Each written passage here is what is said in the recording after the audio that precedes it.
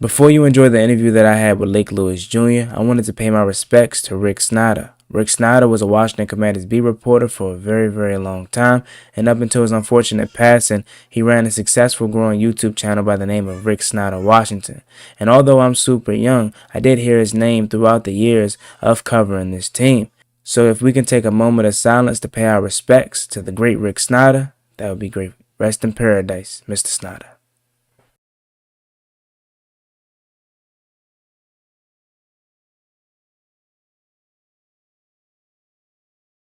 Shout out to Juan Gotti talking sports. You know what it is. Shout out Wall Gotti talking sports. The way that we live is not for everybody, man. Nah, that ain't it, y'all.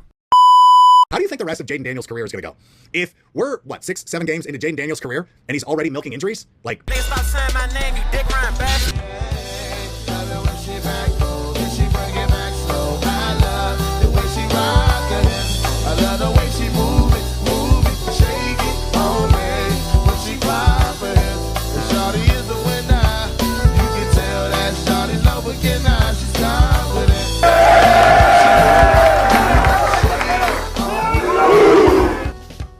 Fans aren't going to be satisfied with just getting 1,000 yards. With the money that you're making, being tied with to be sixth highest paid receiver in the league, you need to be at 1,100, 1,200 minimum. So for you, where does the expectation lie? I'm sure it has risen now that he's got his money. Man, you know what? You know your stuff, possible trades and things like that. There's a guy in New England, Kendrick Bourne, that does have a relationship, going back to San Fran. Ladies and gentlemen, I am honored to be joined with Lake Lewis Jr. It's your man Juan Gotti here with yet another Washington Commanders video. A lot has gone on today. Terry McLaurin officially signed his contract, and the Washington Commanders' initial 53-man roster has been put out. Lake, how you doing? Good, man. I appreciate you having me on. I appreciate you for taking time out your night and day to join me today. And we're just going to get straight to it. Lake, first things first, starting with the big news. Terry McLaurin has signed his contract extension. It was a crazy time over these past few months as Terry McLaurin and Adam Peters and everyone was going back and forth. And you kind of seen this divide between the fan base and the front office and Terry. Just talk to me about that whole situation as you followed it close and how relieved, is it to finally get it done? Yeah, it definitely is something that I did notice, good point you just made, that the fan base was starting to take sides. And, that's the last thing you wanted to have happen. I had, some fans tell me that I was taking the side of Adam on this. And I wasn't. I was just saying that maybe Terry's going to have to come down what he's asking for, and maybe Adam's going to have to go up a little bit. But at the end of the day, the fans were the ones that suffered the most from it all, because one of their favorite players, they weren't sure was going to be here, get things done. I kept saying that this thing was going to get done, and that it was just a matter of time. It's just how negotiations work when you have a front office finally. This team's always done business without that, so now real GMs, real front offices, they take their time and they weigh all the options and figure everything out. And I think that that's where some of the fan base was upset with Adam, because they thought it was a sign of disrespect. And Terry had kind of alluded to it himself. And that's where I came in and said, listen, Terry shouldn't be doing that. He shouldn't be saying that, but then fans thought that by saying that I'm siding with, ownership. No, I was just saying as a listen, I'm media, but I'm from DC, so I still have that fan card in my pocket as well.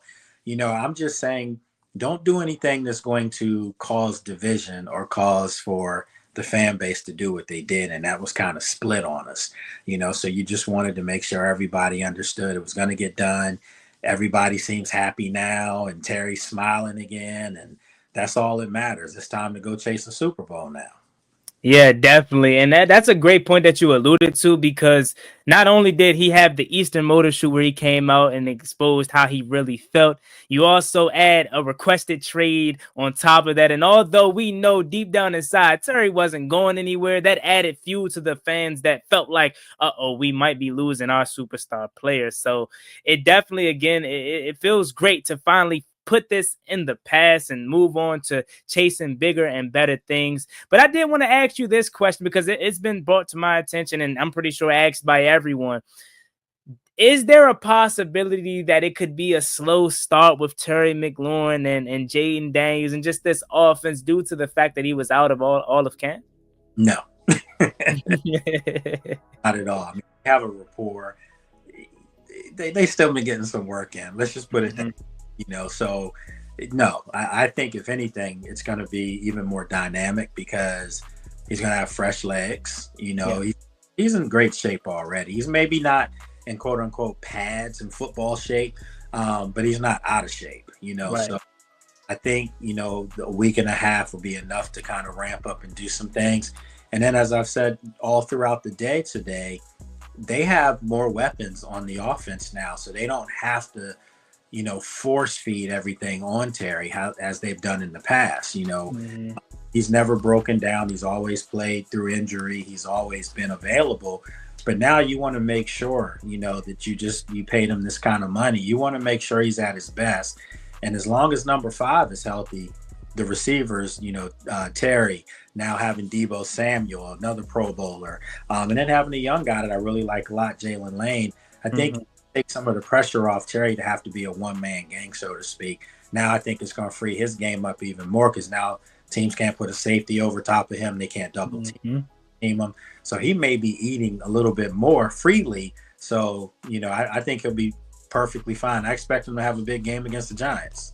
Yeah, I almost borderline want to say I feel bad for the Giants because I don't think they understand what they're walking into. Like, see, last year I went to the home opener week 2, and it's still nobody knew what we were going to ultimately be. So it was still kind of like Giants fans and whatnot, and it wasn't really fully packed out how it eventually got throughout the year. I don't think they're prepared for what they're walking into on September 7th, as it's about to be 100%. Commanders fans. I was at the preseason week 2 game versus the Bengals. Like, I'm sure you've experienced it. You would have thought it was a regular season game when Jaden Daniels came out on that field. And when he ultimately led down a scoring drive, this place just erupted, man. Yeah, it was. It just goes to show you when you have a special talent like that at quarterback, it changes the fortune of your franchise. And Washington's operating now in the realm of the Chiefs, the Ravens, the Bills, because they all have great quarterbacks, and Washington has one now, and it just changes everything, and it makes everyone on the edge of their seat for every play. I mean, Jaden didn't throw a pass that whole drive. It was just 4 run plays, and he capped it off running it in. And I had people say to me that the Bengals defense pull up on that run. No, they couldn't believe what was happening to him on that play.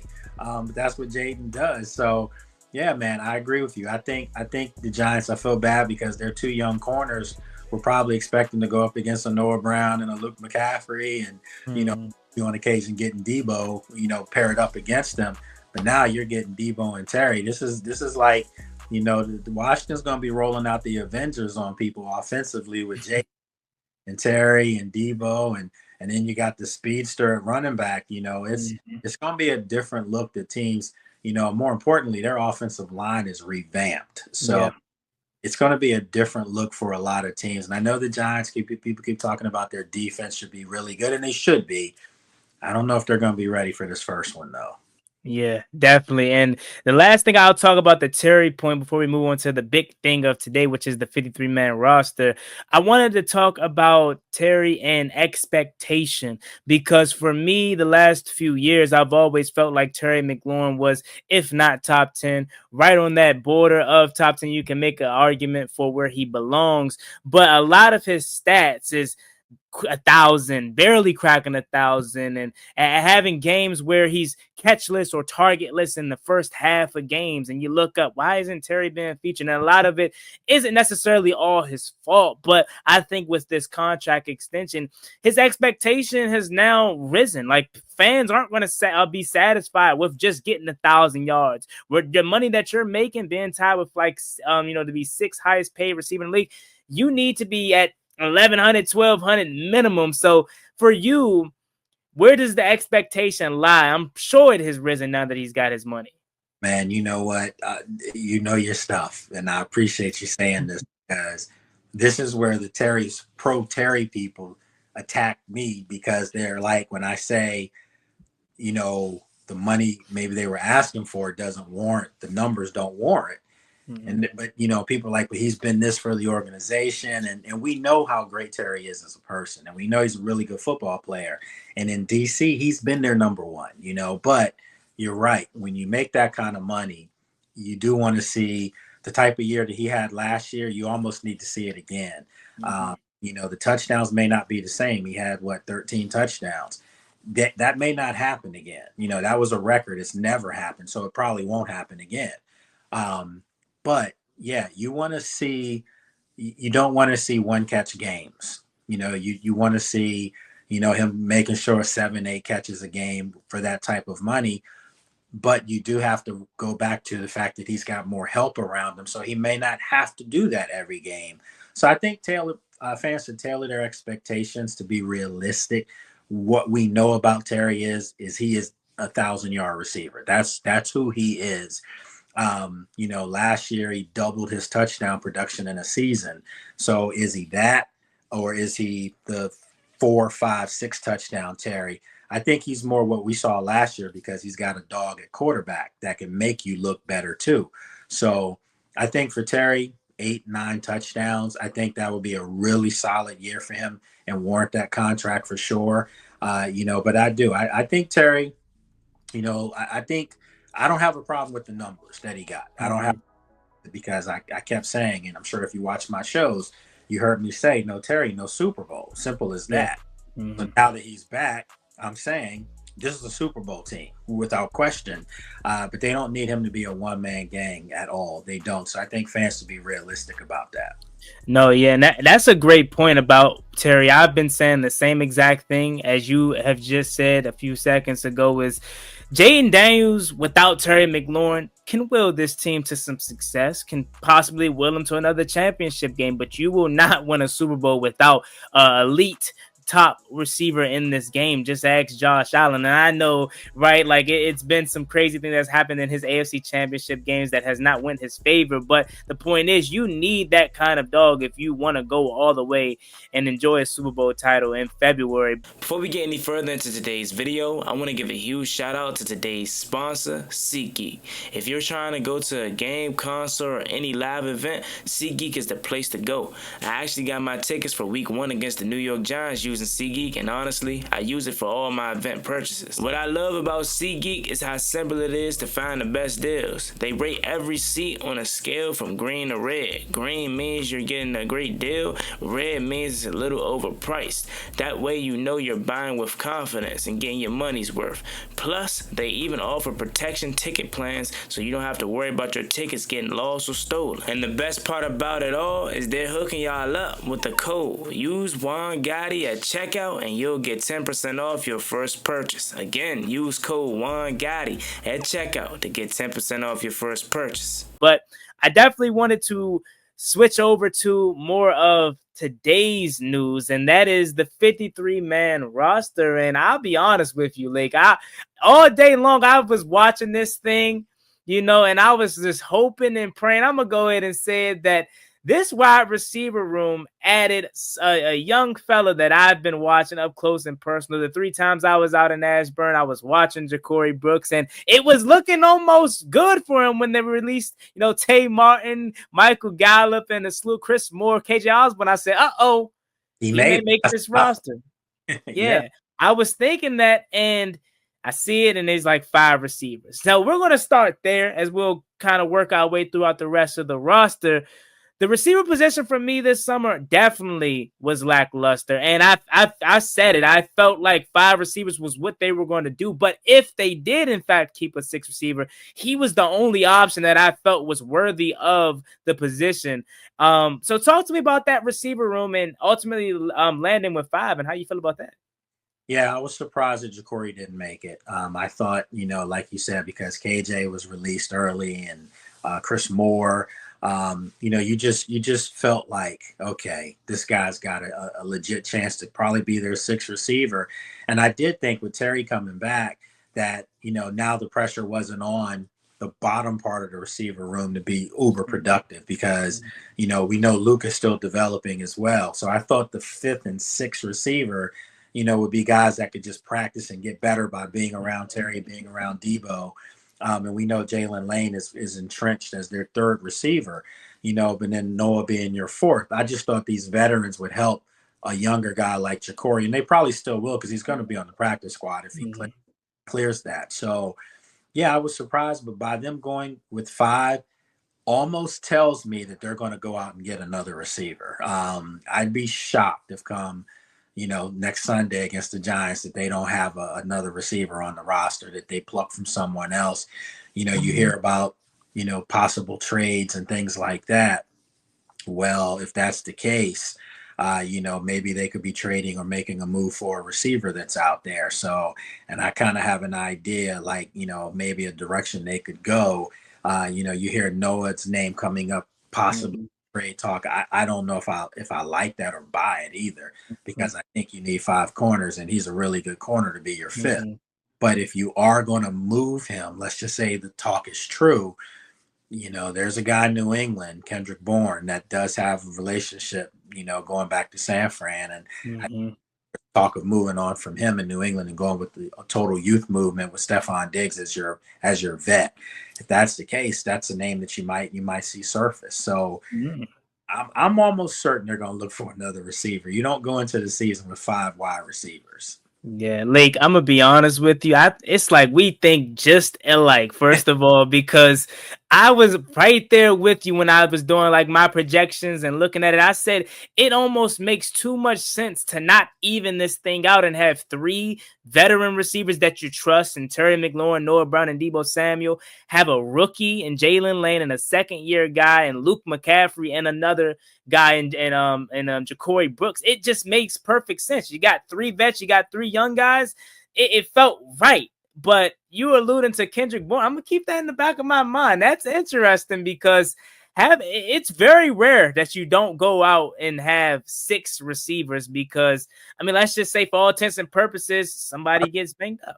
Yeah, I was going to say, not to cut you off, but there's times in the past has had 7 receivers, only have 5, and one of them is a guy you just paid a lot of money to. You don't want to run him and Debo ragged. They are. Excuse me. They're going to be 30 years old. So you want some other guys that can help at time, and 5 isn't going to cut it when 2 of them, one of them still working his way back from an injury. Talking about Noah, and then Luke is still developing. So yeah, I kind of think you need another veteran presence on the roster.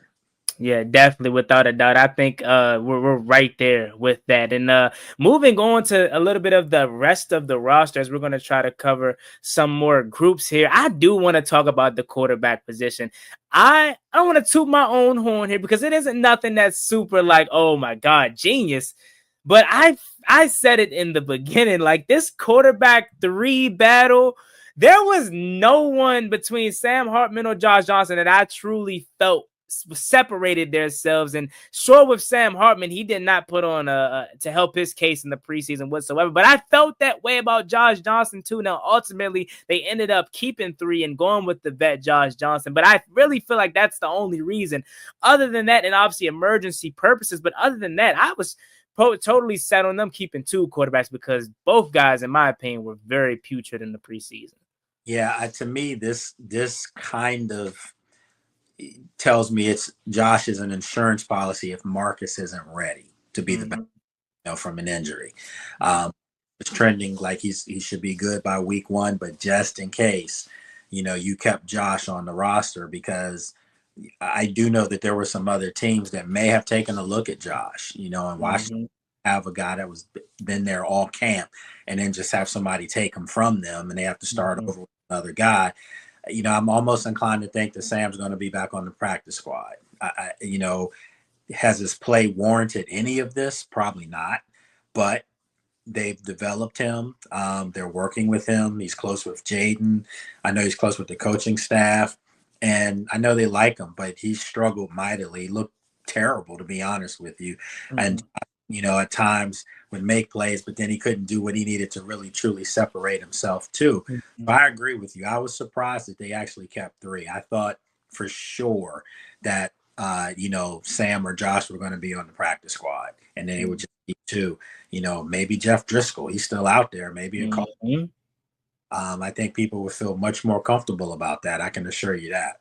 Yeah, and that's a great point, and that's the reason why I was kind of stressed out in the stands in both home games that I went to, because I was stressing the point that Marcus Mariota has an Achilles tendonitis, and again, as he says, he's good, right? He's trending upward, but he is a veteran. He is older. You don't know if that's going to linger throughout 17 games, and you're one play away, hopefully not.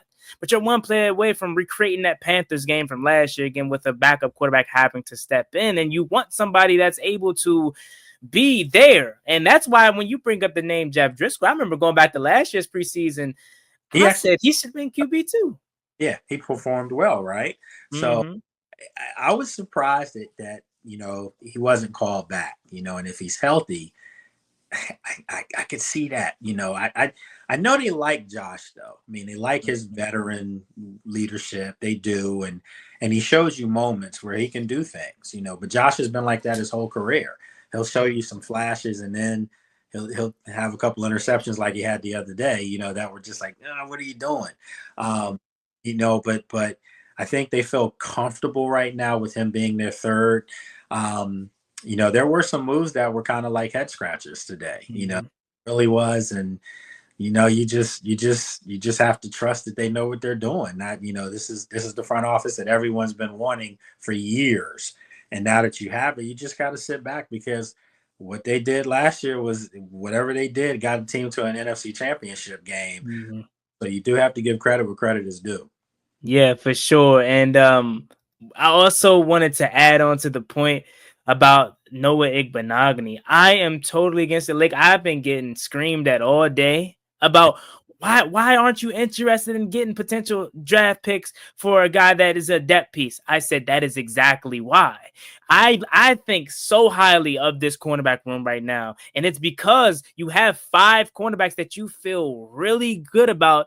And if you trade one of those guys, we're not saying you can't find a replacement for Noah Igbinoghene, but he's 25, 26 years old. And in my opinion, he's ascending. This is the first time in his career that he's had a coaching staff that truly trusts him. He's back for a reason. And get this, I call him the James Harden, the 2012 James Harden of the group, because he's 6 man off the bench. He played well last year as a starter role. Him being healthy and him being the first guy off the bench, that is perfect for me. And I just don't see a way that you should truly mess it up unless it's for some crazy value that you can't turn down.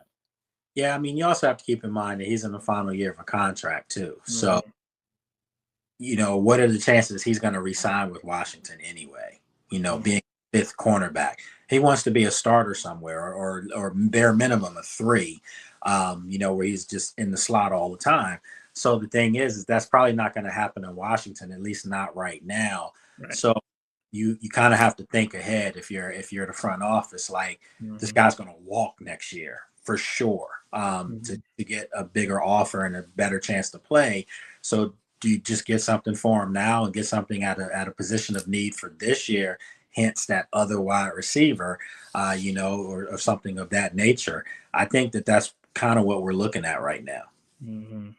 Okay, yeah, that's a good point too. So kind of finding a way to get something, instead of nothing when he walks in free agency. But I mean, you heard that teams are interested, but is it noise around the team that we're interested as well with shipping him off? I mean, he did play late stages of the 3rd preseason game, and anytime that's the case, as we've seen with Cleveland Furrow being released earlier, that may not be a good sign for your time staying here. But is there truth behind us being? So I think you can look at it a couple ways, but I think the main way you look at it is he played an awful lot, against the Ravens. I mean, he was like an Iron Man in that game. And I kept wondering, why is he playing so much? Why is he still out here? He's out here now 3 quarters. He's still playing every snap on defense. Maybe that was an audition. Maybe that was to showcase him to some teams, like what he can do, to kind of help raise the status of a draft pick. If indeed he is being shopped, I'd like to keep Noah here. I agree with you. I like 5 corners in the room. I think you can never have enough corners in today's NFL because teams are pass happy. But you also, like I said, you have to keep in mind this is the final year of a contract for him. And I'd be shocked if Noah, as much as he likes being here, as much as he loves his teammates, they love him. Guys want to play. They want to be on the field. And he's the 5th corner. He wouldn't be the 5th corner on a lot of teams in the NFL. And so, now you have to think as a front office, do you want to get something for nothing, or just, lose them and you get nothing. So I think those are all things that they're weighing right now. Definitely. And two more position groups that I wanted to hit before we finish off the show is maybe the shocker of the day, linebacker keeping 7. Maybe that's the shocker of the day with Bobby Wagner, Frankie Louvu, Von Miller, Jordan McGee, Nick Bellore, Kane Madrano, and the biggest surprise, Al Kaiho. Hopefully I said his name right, but I mean, I guess it stopped being a shocker after we seen that Ravens game, because I mean, if there was one positive from that game, it was him. So like, talk to me about this linebacker room, and how do you feel about them keeping 7? Yeah, I think it's really 6. I mean, Von's gonna, he's, they list him as a linebacker, but he's a guy that's gonna have his hand in the dirt or standing up, to technique, like on the outside. I mean, that's what he is. So, but for me, I think Cahill, was Cahill. I think it was perfect that they kept him, because every time you look up in practice, he's around the football. Every time you looked up in the preseason games, he was at the football and he was getting there with bad intentions. And I think that every year there's a player that's rewarded for coming out of nowhere and just doing all the right things, working hard, busting his tail, and making plays. And Dan Quinn has made that very, very, very known, that if you want to be a Commander, you have to fit their style of play, which is aggressive, downhill type play. But more importantly, you've got to work. You've got to be a worker out there, and that's what he was. So they rewarded him, and that's a good sign for young players, to see that you don't have to be a draft pick and always to make it. If you have the right coaching staff and the right people who just want the best 53 out there, then that's what they're going to do. So, yeah, I was really happy about that. So I don't really think they kept 7. I kind of think they and a wild card. Yeah, definitely. I mean, and then looking at it, I was a little bit, taken aback by 7, because I'm like, Von Miller handing it, like you said, pass rusher. That's really what he is. But of course, as we know, just labeling them and putting them somewhere doesn't necessarily mean too much. But to your point about Al Kaiho, and I'll eventually get his name right if I'm butchering it, but I think a lot of what he did this summer takes into account, but also the relationships that he had, maybe with Kane Madrano, maybe with Ken Norton, and obviously AP being a former Bruin himself. So maybe that kind of got him on the good side of the team as well. But a lot of people are super excited about what he can bring to this team at some point. So he is one of the young guys that we're going to be watching very, very closely throughout the season, whether it's defensive snaps, special teams, whatever may have you. But he is very, very intriguing, to say the least. And the last topic of the specialists is what I want to talk about, the group of guys in Tress Way and Matt Gay and Tyler Ott. The reason why I want to bring this up is because I have PTSD. I have not felt comfortable with this kicking game since, dare I say, Dustin Hopkins, and I know how his tenure here ended, but it always seems like a Washington kicker figures it out once they leave us. But Lake, I'm going to be honest with you. I've always subscribed. I don't care if you have the best kicker in the league, the worst kicker in the league. I've always subscribed to bringing in competition throughout the summer to at least sharpen their iron. You could literally not be wanting to replace your kicker at all, but just having that competition and that competitiveness, I think boosts them through to beat them prepared for the season. And you seen Matt Gay kind of go be up and down in the preseason and in training camp. But you also hear that there was some commotion between the specialists on the sideline, whether it's Tress Way with the place holding or Tyler Ott with the snapping, which I'm going to go out and say I could be wrong, and you probably better knowing this than me. I'm not going to fault Tress Way for anything just yet, because he's been through so many kickers, and I haven't heard or seen nobody talk about his holding throughout the years. So what's up with the specialists, Lake? I just think the bottom line is Matt Gay hasn't been getting it done. And, these are the type of things that rub fans the wrong way when I say these things. But I mean, what do you want me to lie to you? I mean, your eyes aren't lying to you. I mean, Mm-hmm. he's been struggling, and it's been consistent. And I agree with you. I think if there ever was a position on a football team that you need 2-3 people out there battling at the same time in camp, it's kicker, because those guys make or break a team's success. And I think the only fallback is that perhaps this team feels like, they're going to be scoring so many points that all they need them for is extra points and not field goals. And if they're in field goal range and he's struggling, that they have a history already of going for it on fourth down. And they've been very successful at converting those. So I think that those are some of the little things that weigh into this decision of not bringing anyone else in. But I looked today and I saw Austin Seibert is sitting out there, and so is Zane Gonzalez. And I thought Zane came on strong as the season progressed last year. So I was just surprised that neither one of those guys were here to compete against Matt Gay. And Matt Gay got some guaranteed money. So, yeah, I just, I'm going to be looking. I just told someone that earlier today. I'm going to be looking hard tomorrow at practice. We've had the last 2 days off. We didn't have to be at the facility, but we'll be back tomorrow and for Thursday. And I'm going to be looking. I really want to see how he progresses here, because, now that 17 is back, to go with 5 and go with Debo, I think this offense is going to be humming. But humming to the point, too, where sometimes they're going to need field goals and they're going to need to hurt and be consistent about it. And he just hasn't been so far. Yeah, and that's a great point to close out the show is yes, this offense will be humming, but talk about those times where it's in the half, going to the locker room, maybe we're able to kick it from 54 to boost them around, either cut the lead by whatever or take a 1-point lead into the locker rooms. You want to have that ability in late games and fourth quarter, maybe to walk it off. Like, you want to be comfortable in it. Trust in me and believe when I say it was not pretty seeing him kind of be up and down and struggle, but then look across the side and see Tyler Luke banging it home from 60 plus as a young guy. And I'm just like, why can't we find one of these guys, man? Yeah, I thought they were on to something with Austin last year, and then he got injured. And I'm not sure. I haven't really, delved, too deep into it. Is the hip still a problem? Because I literally thought guys believed in him. Like, he was automatic. He won that Giants game, ironically, last year with the 7 field goals. He was money. You kind of want that. So maybe they're hoping that Matt can work through these kinks and get it together. But you just hope it's not too late. Right. I'm curious to see. I might have to ask that question tomorrow to coach, or see, have you thought about entertaining another kicker coming in just to compete? Because it's real now. It's no more. You can, the game didn't matter. We're working on this, working on that.